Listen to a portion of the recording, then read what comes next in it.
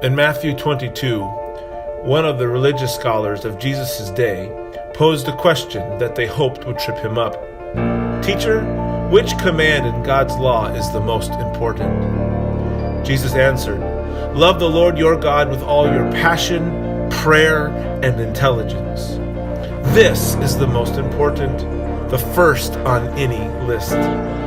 But there is a second to set alongside of it. Love others as well as you love yourself. These two commands are pegs, and everything in God's law and the prophets hangs from them."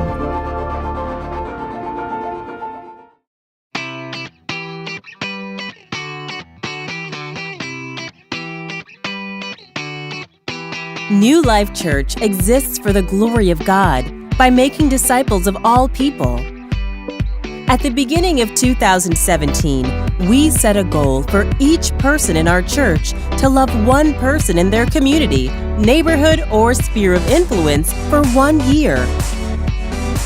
And after our Love One Commitment Weekend, over 1,500 people in our congregation made a commitment to love their one. Here's a brief testimonial from a few of our members. Sharing Jesus with my loved one has been interesting because she's of a different culture, from a different country, and of a different nationality and also religion. And so I've tried to be mindful of not overstepping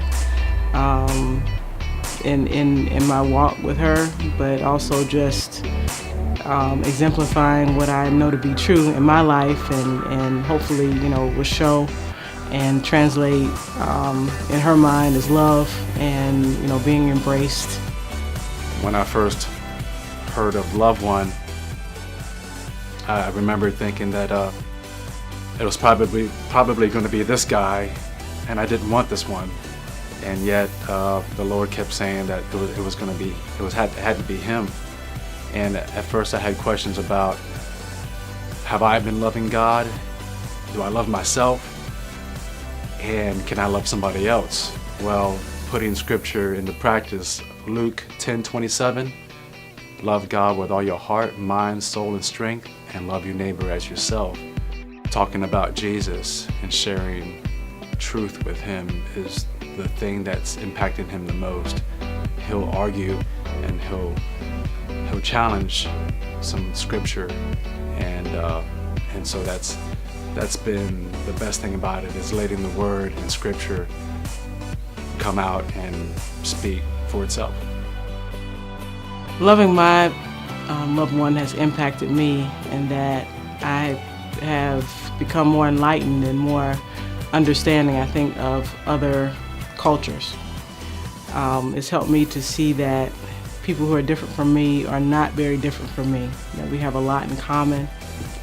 The hope that I have for my loved one is to